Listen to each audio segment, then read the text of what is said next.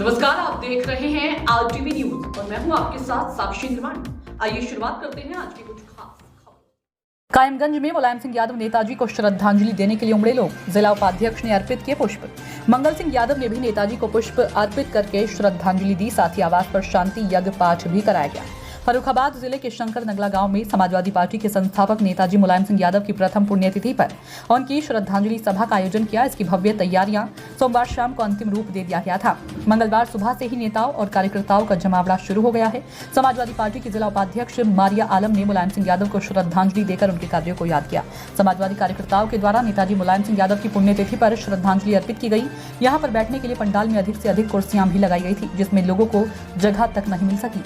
नेताजी को याद करके लोग भावुक हो गए। मुलायम सिंह के चित्र को फूलों से सजाया गया था। सपा जिला उपाध्यक्ष ने नेताजी को पुष्प अर्पित करके श्रद्धांजलि दी है। उपाध्यक्ष मारिया आलम ने बताया कि पूर्व विधायक इजहार आलम खान का इस पार्टी से गहरा संबंध रहा है और मेरे पिता को लोग आज भी दिल में बसाए हुए हैं। गांव में जैसे ही शंकर नगला में मारिया आलम का बभ स्वागत किया गया। जिला उपाध्यक्ष मारिया आलम ने मुलायम सिंह यादव एक आदर्श नेता रहे। उनके अच्छे विचार व बिना भेदभाव के काम किया। उन्होंने गरीब व पिछड़े वर्ग के लोगों के लिए हमेशा साथ दिया। शिक्षा पर विशेष जोर दिया। साथ ही साथ बेरोजगारी को रोजगार तथा बेटियों को अच्छी शिक्षा। समाजवादी एम्बुलेंस का चलन समाजवादी पार्टी की ही देन है। आज हमें उनकी कमी खल रही है। इस बात को सुनकर गांव के लोग भावुक हो गए। उसके बाद जिला उपाध्यक्ष मारिया आलम को गांव शंकर नगला में घर घर घूमकर ग्रामवासियों ने आशीर्वाद दिया। उनके सिर पर हाथ रखकर दुआ दी। इसमें सपा जिला उपाध्यक्ष मारिया आलम, सपा के साथ मंगल यादव, रामशरण कठेरिया, अमित यादव, बदन सिंह, दयाराम यादव, रामदास सिंह यादव, कश्मीर सिंह, आदिल खान, जाहिद खान, मौशरी, पातीराम यादव, शानिया, अरबाब खान, प्रियांशु यादव, संदेश यादव, किशन यादव पहुंचे। देखिए कायमगंज से अजीम खान की रिपोर्ट। तुम्हारे अपने हैं तो उन्हें पता, तुम्हें ये पता होना चाहिए कि तुम्हारा अपना कौन है, तुम्हारे बीच में कौन आएगा। तुम्हारी बात को सुनने वाला कोई होना चाहिए ना। तो जरा सा इस बात को सोचने की जरूरत है और अपनी अकल लगाने की जरूरत है कि अगर हमने ये धोखा इस बार दिया और हम सब एक नहीं हुए तो ये पार्टी अब नहीं बच पाएगी। और ये श्रद्धांजलि अगर सच में ये जो प्रोग्राम है, अगर सच में चाहते हो कि ये श्रद्धांजलि तुम लोग देना चाहते हो नेताजी को, तो तभी दे पाओगे जब उनके आदर्शों पे चलोगे, उनके संघर्षों पे चलोगे। धन्यवाद।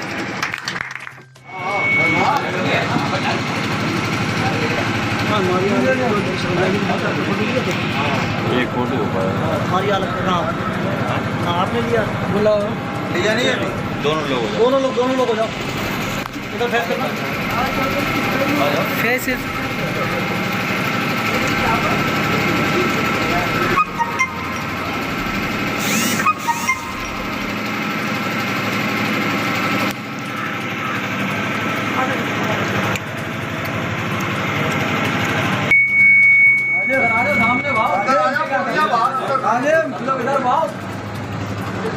इधर आओ, इधर आ जाओ, इधर आ जाओ यार।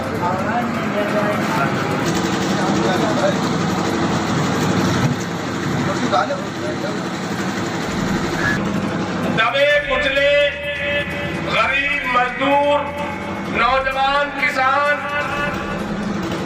महिलाएं, छात्रों की बात की है। आज वो हमारे बीच में नहीं है। तो दोस्तों, मैं समझता हूं कि नेताजी हमारे बीच में नहीं है, लेकिन उनके संस्कार हमेशा जीवित रहेंगे। जो प्रेरणा दी, जो समाजवादी पार्टी को उन्होंने दिया, जो संदेश दिया देश के लिए, देश और प्रदेश के लिए, इसके लिए हम समाजवादी पार्टी के लोग सदा आभारी रहेंगे। हमारे नेताजी का श्रद्धांजलि का दिन है और समाजवादी पार्टी एक परिवार है और आज ही के दिन हमने अपने परिवार के मुखिया को खोया था। और कहते हैं कि जब परिवार का मुखिया जाता है तो परिवार बिखरने लगता है। आज हम लोगों की जिम्मेदारी बनती है और जो नेताजी ने जिम्मेदारी निभाई, हम लोगों के लिए संघर्ष करके आज हमारा फर्ज है कि उनके इस आंदोलन को, उनकी इस क्रांति को बचाने का काम हम करेंगे। देखिए, हालात ऐसे हैं कि आप लोगों का एतबार नेताओं पर से खो गया है ना। आप लोग एतबार नहीं कर पाते हो अब किसी नेता की बोली पे, और जब कोई भाषण होता है तो आप ऐसे सुनते हो जैसे चलो आज सुन लेंगे तुम्हारी, लेकिन हम तुम पे एतबार नहीं करते। ये पैदवार नेताओं ने खुद खोया है। नेताजी ने एक एक आदमी को अपने संघर्ष से जोड़ा था। उन्होंने खेत के आदमी को घर पे नहीं बुलाया था, वो खुद खेत में पहुंचते थे और किसानों से उनकी समस्याएं पूछते थे। तब जाके ये समाजवादी आंदोलन शुरू हुआ है, तब जाके आप लोग इकट्ठा हुए हो, तब जाके आपकी आवाज उठी है। विधानसभा और संसद में आपकी पहचान बनी है। कहीं दूसरी जगह अगर चले गए तो अपनी पहचान खो दोगे, तुम्हें कोई पहचान नहीं पाएगा कि तुम कौन हो। आज जो लड़ाई हम लड़ने जा रहे हैं 24 में, वही हमारी सच्ची श्रद्धांजलि होगी कि आप हालात देख रहे हैं देश के। अगर चाहते हो नेताजी को श्रद्धांजलि देना, अगर चाहते हो उनकी विरासत को आगे बढ़ाना, और इस विरासत के मालिक खाली अखिलेश यादव जी नहीं है, आप सब भी हो। अगर अपनी विरासत बचाना चाहते हो तो सड़कों पर उतरो, जेलें भरो। कितने मुकदमे करेंगे ये, कितनी जेलें भरेंगे ये? इनकी जेलें कब पड़ जाएंगी? हमारे पास वो कार्यकर्ता है, वो लड़ने वाला आदमी है। तुम लोग आपस में जब किसी चीज के लिए लड़ते हो तो जान लगा देते हो। आज अपनी पार्टी बचाने के लिए लड़ाई शुरू करो, तुम्हारी पार्टी खत्म ना हो जाए, तुम्हारी आवाज खत्म हो जाए। लोग कहते हैं नेताओं के मंच सजते हैं कि रईसन की पार्टी हो गई, गरीबन की पार्टी नहीं रही। आज इसलिए गरीब आदमी का बच्चा कार्यकर्ता नहीं बनता है क्योंकि उसे पता है राजनीति पैसे की हो गई। इसलिए आई हूँ यहाँ पर ये बताने के लिए कि सब एक से नहीं होते। मेरे पिता का संघर्ष यही था कि वो तुम लोगों में रहे हैं, उनकी जिंदगी तुम लोगों के बीच गुजरी है। मैं वो विरासत लेके यहाँ आई हूँ अपनों के बीच में कि मैं वो नेता नहीं हूँ कि सिर्फ तुम लोगों को ही बुलाऊँ। मैं खुद आऊंगी तुम्हारे बीच में, तुम्हारे गाँव में जाऊंगी। हम उन तश्तरी वाले नेता नहीं है, हम तुम्हारे लोगों को देख के ही पले हैं। हमारा कोई लंबा चौड़ा यहाँ खानदान नहीं था। अगर तुम लोग नहीं होते मेरे पिता रह नहीं सकते थे यहाँ, तुम लोगों का साथ था।